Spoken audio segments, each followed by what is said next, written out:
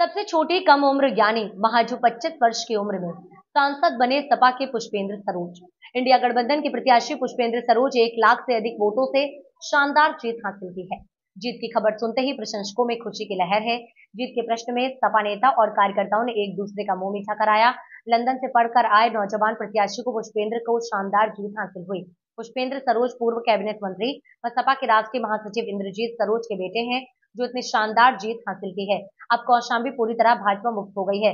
सपा के राष्ट्रीय महासचिव इंद्रजीत सरोज के नेतृत्व में कौशाम्बी के तीनों विधानसभा और लोकसभा सीट पर भी अपना दबदबा कायम कर लिया है। यहाँ डिप्टी सीएम केशव प्रसाद मौर्य और 2 बार से रह चुके सांसद विनोद सोनकर का और मोदी जी का मैजिक भी काम नहीं किया है। पुष्पेंद्र सरोज ने कहा कि यहाँ कौशाम्बी में हिंदू मुस्लिम मंदिर मस्जिद का मुद्दा काम नहीं किया है। यहाँ जनता चुनाव लड़ रही थी, महंगाई, बेरोजगारी और विकास के मुद्दे पर जनता ने वोट किया है और ये हमारी जीत नहीं, ये शानदार जीत जनता की है। कौशाम्बी से मेरा शेख की खास रिपोर्ट। जी, सबसे पहले तो जीत की आपको बधाई। बहुत धन्यवाद। ये कौशाम्बी लोकसभा की जनता को जाता है। उन्होंने जिस तरीके से सबके बाद बदलाव के लिए वोट डाला था और आज उनकी जीत है।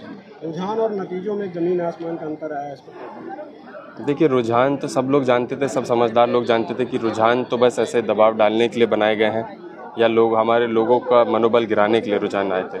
लेकिन जो आज नतीजे आए हैं, ये जनता की आवाज़ है और जनता का एक रुझान भी निकला था जिसको मीडिया ने नहीं चलाया था, तो जनता का रुझान आज समझ में आ रहा है। पुष्पेंद्र सरोज के रूप में देश को सबसे युवा सांसद मिलने जा रहा है, लोगों को उम्मीदें भी आपसे, कितना खरा उतरा? देखिए, ये तो वक्त बताएगा। अगर मैं यहाँ पे आपको कुछ भी बोल जाऊँ तो ये मेरा राजनीति इस तरीके की नहीं है। मैंने अपने लोगों के उनके मुद्दों को लेकर वोट मांगा है, उनकी आवाज़ मजबूती से संसद भवन में रखी जाए उसलिए वोट मांगा है और वही काम मैं संसद भवन में करूँगा जाके। आपने अफसरशाही को छोड़ करके राजनीति में कदम रखा, किस उद्देश्य से और क्या कुछ विजन रहेगा? देखिए, आप देख सकते थे कि जिस तरीके से 10 साल में हमारा देश चरमरा गया था, भारतीय जनता पार्टी के भाषणों में वो आगे दिखता था लेकिन आंकड़ों में कम दिखता था। तो हम समझदार हैं, हमारे लोग सब समझदार हैं, वो सब जानते थे कि हमारा देश कहाँ जा रहा है। तो देश को बचाना, हमारे लोगों को बचाना बहुत ज़रूरी था। घर घर जिस तरीके से लोग कमाई नहीं कर पा रहे थे, अपनी रोज़ी रोटी नहीं खा पा रहे थे, उनको मुफ्त का अनाज दिया जा रहा था और मुफ्त के अनाज पे उनको निर्भर रखा जा रहा था। तो उस व्यवस्था से निकल के हम फिर से देश को आगे बढ़ा सकें, अपने लोगों को मजबूती दे सकें, इसलिए मुझे राजनीति में। ये कहूँ कि आपके रूप में युवाओं को नई आवाज़ संसद भवन में मिली है। देखिए, सिर्फ युवाओं को नहीं, हमको बहुत भारी संख्या में आशीर्वाद भी अपने बुज़ुर्गों का मिला है।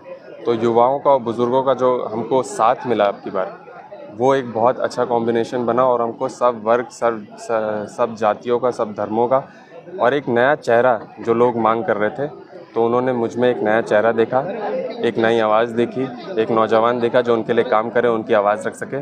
तो मैं विशेष रूप से सबका धन्यवाद देना चाहूँगा। पिता का काम बहुत काम किया।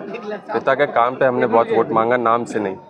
हमने काम लोगों को गिनवाए, काम दिखता भी है और जहाँ जहाँ आप जाएंगे पूरे कौशाम्बी में, वहाँ पे उनका काम दिखता है। बस लोग थोड़ा बहकावे में आ गए थे, थोड़ा भटक गए थे। उनको एक नया देखना चाहते थे कि कोई नया इंसान भी काम कर सकता है, लेकिन अब अनडाउटेडली उनको पता चल गया कि काम सिर्फ मेरे पिताजी कर सकते हैं और उनके मार्गदर्शक में रह करके मैं लोगों का काम करूँ। ये श्रेय सिर्फ जनता का है। कौशाम्बी लोकसभा की जनता ने इतिहास में अपना नाम दर्ज कर दिया है। मैं आपके माध्यम से कहना चाहूँगा, ये पुष्पेंद्र सरोज और समाजवादी पार्टी की जीत नहीं है, यहाँ पे खड़े हुए सभी लोगों की जीत है, कौशाम्बी लोकसभा की जनता की जीत है।